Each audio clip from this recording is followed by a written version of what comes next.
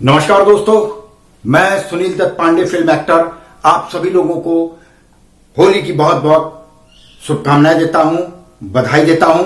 मेरे channel BCD डमरुआ में आप सभी लोगों का बहुत बहुत हार्दिक अभिनंदन, स्वागत और नमस्कार है दोस्तों सबसे पहले मैं हाथ जोड़ के अपनी मीडिया और अपने दर्शकों को नमस्कार प्रणाम करना चाहता हूं। आप हैं तो हम जैसे एक्टर हैं, हमारी पहचान है। दोस्तों बात है आगरा की। जब मैं आर्मी में था, आगरा में मैं पोस्टेड था और मुझे मिलिट्री क्वार्टर नहीं मिला था, तो मुझे कुछ समय के लिए, कुछ महीनों के लिए प्राइवेट में मुझे क्वार्टर लेना पड़ा। तो मैं जिस घर में रहता था, जिस मकान में मैंने किराए पे मकान लिया हुआ था, मकान मालिक भी वहां रहते थे। और मकान क्या था, पूरा बहुत बड़ा मकान था, हवेली तो नहीं कहेंगे लेकिन बहुत बड़ा मकान था।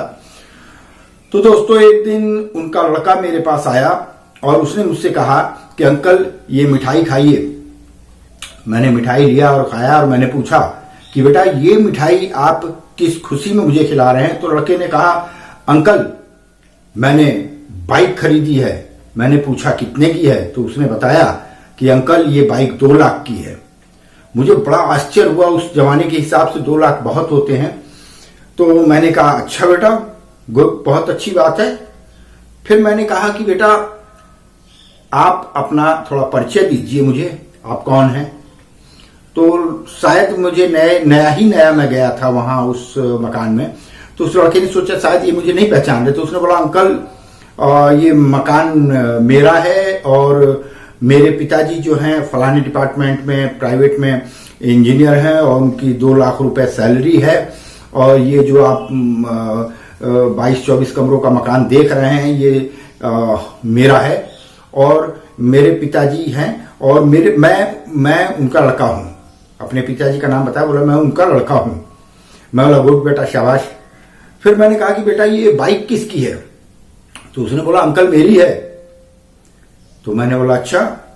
तो मैंने कहा कि बेटा एक बात बताओ, मैंने आपसे 2 क्वेश्चन किए और दोनों क्वेश्चन का जवाब आपने सही नहीं दिया, गलत दिया है।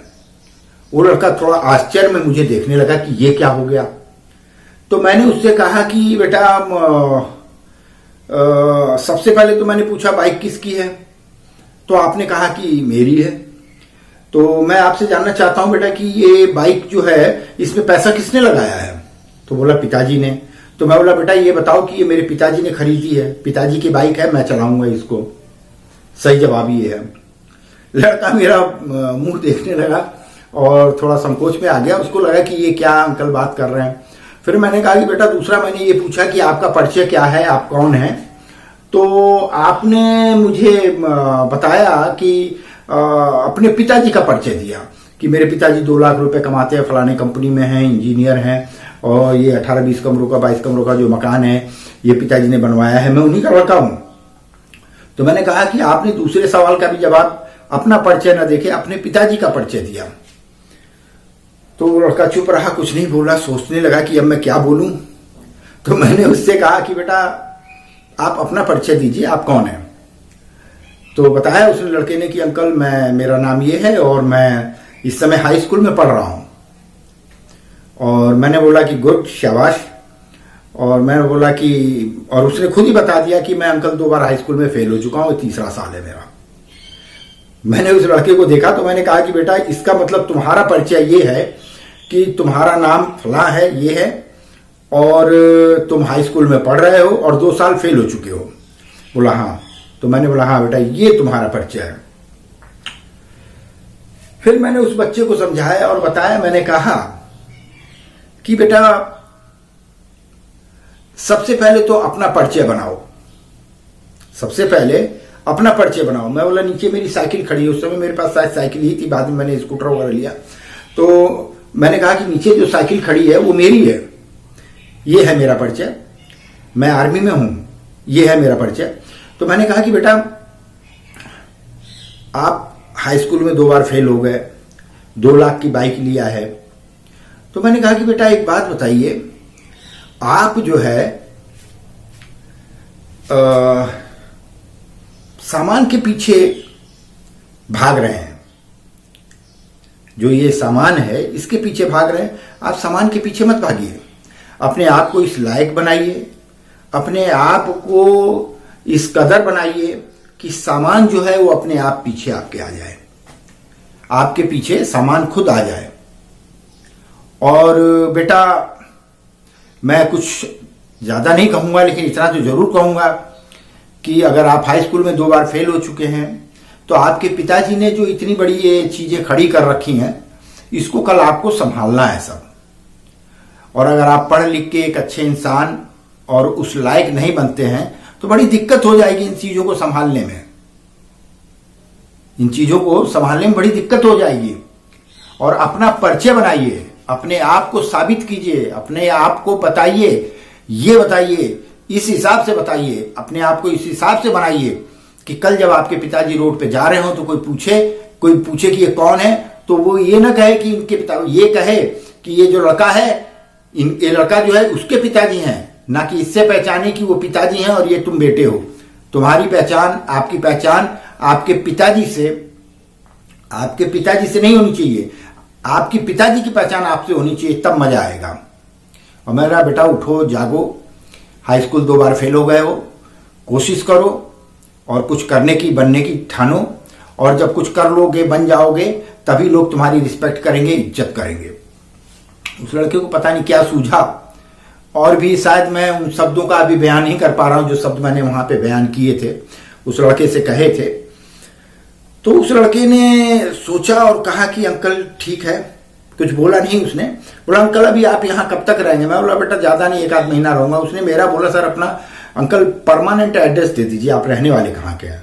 तो मुझे भी थोड़ा आश्चर्य हुआ। मैंने बोला क्या करेंगे आप मेरा एड्रेस लेके? तो उसने कहा कि अंकल मैं आपका एड्रेस इसलिए चाहता हूं कि बस समय आने पे आपको कभी बात करूंगा। मैं बोला ठीक है। उस लड़के को मैंने अपना एड्रेस दे दिया फुल। उसके बाद से मैंने देखा कि वो लड़का जो है थोड़ा घर से कम बाहर निकलता था उस दिन के बाद से। उससे पहले मैं अक्सर देखता था वो बाहर ही घूमता था ज्यादा और दोस्तों में। तो एक दिन मैंने पूछा, मैं बोला बेटा क्या बात है, आजकल दिखाई नहीं दे रहे हो? तो बोला अंकल जब मैं आपसे पिछली बार मिला था तो मेरी आंखें तो खुली हुई थी, लेकिन खुली आंखों से मैं सोया हुआ था। उस दिन आपने मेरी आंखें खोल दी, उस दिन आपने मेरी आंखें खोल दी अंकल। अगर मैं आपसे उस दिन नहीं मिलता तो मेरी आंखें तो खुली रहती, लेकिन मैं सोया रहता जीवन भर। और अंकल अभी क्या बताऊं, मैं कहां से घूमूं, कैसे घूमूं? अंकल मुझे टाइम नहीं मिलता घूमने के लिए, पढ़ाई से ही फुर्सत नहीं है। खैर मुझे अच्छा लगा कि शायद मेरी बातों से उसके ऊपर कुछ असर पड़ा। उसका रिजल्ट निकला लड़के का जब, तो उसने मुझे बताया कि अंकल मैं हाई स्कूल इस बार पास कर गया हूं और फर्स्ट डिवीजन से पास हुआ हूं। मैंने कहा शाबाश बेटा, बहुत बढ़िया। तो मैंने कहा कि बहुत अच्छी बात है बेटा। उसने बताया कि अंकल मेरे 81% मार्क्स हैं। मुझे बड़ी खुशी हुई और मैंने कहा कि बेटा मुबारक। और मैंने मिठाई मंगाई और मैंने मिठाई मंगा के उसके परिवार को और उसको खिलाया। और उस लड़के ने मुझसे कहा कि अंकल अगर आप मुझे उस दिन नहीं बोलते ये सब बातें तो शायद मैं खुली आंखों से सोया हुआ था। मैं सोया हुआ था, जगा ही नहीं था। आंखें भले खुली हुई थी, सब देख रहा हूं, कर रहा हूं, लेकिन अंकल आपकी बातों से। खैर फिर मैंने वो मकान छोड़ दिया और मिलिट्री क्वार्टर में आ गया, रहने लगा। एक दिन नहीं, फिर मैं रिटायर हो गया। वो लड़का मुझे खत लिखता था, मुझे कभी मैं भी कभी खत लिख देता था, 4 लाइन उसको। ये सिलसिला थोड़ा बहुत चलता रहा है। फिर मोबाइल का जमाना आ गया, लैंडलाइन का जमाना और मोबाइल का जमाना। जब मोबाइल का आया तो मैंने अपना नंबर भी दे दिया, लेकिन मैंने उससे जब भी जानना चाहा कि बेटा क्या कर रहे हो, तो बोला अंकल कभी आप कुछ कर लूंगा तभी बताऊंगा। तो खैर मुझे बड़ी खुशी थी। तो मैं आपको बताऊं, वो लड़का जो कि 2 बार फेल हो गया था हाई स्कूल में, वो लड़का जो कि फेल हो गया था हाई स्कूल में 2 बार, और वही लड़का एक दिन मुझे फोन करता है। उसने कहा कि अंकल आज मैं डॉक्टर हो गया हूं और फलाने हॉस्पिटल में मैंने ज्वाइन किया है, और ये अंकल आपकी देन है। अगर उस दिन अंकल आप मुझे नहीं समझाते, मुझे नहीं बताते, तो शायद मैं आज डॉक्टर नहीं होता, पता नहीं क्या होता, कुछ होता भी कि नहीं होता। आज मैं बहुत खुश हूं कि आज मेरे पिताजी परिचय दे सकते हैं कि वो जो डॉक्टर दे, मैं उसका पिता हूं। तो ये अंकल, ये आपकी देन है, ये आपकी देन है। दोस्तों बस यहां मैं अपनी बड़ाई, अपनी तारीफ नहीं करना चाहता हूं, सिर्फ आपको ये बताना चाहता हूं कि आपसे कोई रुपया पैसा मांगता है तो सोचना पड़ता है कि उसे दे या ना दे, वापस करेगा कि नहीं करेगा। आपकी मेहनत की गाड़ी कमाई होती है वो। लेकिन अगर कोई आपसे सलाह मांग रहा है तो उसको कम से कम सलाह तो सही दीजिए, अच्छी सलाह तो दीजिए। जो आपकी जानकारी में है उसको दीजिए, अच्छे से अच्छे बताइए। आप जो कुछ आप जान रहे हैं, आपके पास है, आपका अनुभव है, आपका एक्सपीरियंस है, उसको उससे शेयर करिए, उसको बताइए। और अगर ऐसे बच्चे कुछ दिखते हैं आपको कि वो अब आज सोए हुए से हैं तो उनको जगाने की कोशिश करिए। हम लोगों की उम्र है, अभी वो बच्चे हैं, तो पता नहीं किस किस शब्दों से किस बच्चे की जिंदगी बन जाए। तो आपसे गुजारिश है, आप लोग भी लोगों को अच्छी राय दें, लोगों को समझाएं। बच्चों, आज मैं आप लोगों से ये कहना चाहता हूं कि आप लोग जीवन में वो हर चीज कर सकते हैं जो करना चाहते हैं। बस उठो, जागो और भागो। उठो, जागो और भागो अपने लक्ष्य की तरफ।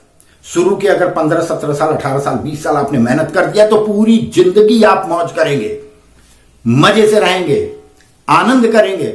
नहीं तो जब पढ़ाई का पीरियड खत्म हो जाएगा, अगर इस पीरियड में आपने नहीं पढ़ा तो जीवन भर आपको तकलीफ उठानी पड़ेगी।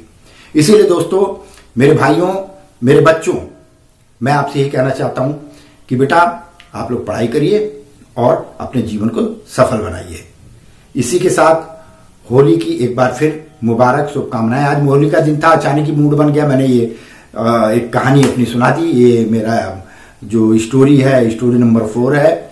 और इसी के साथ आप सभी को नमस्कार, जय हिंद, जय भारत।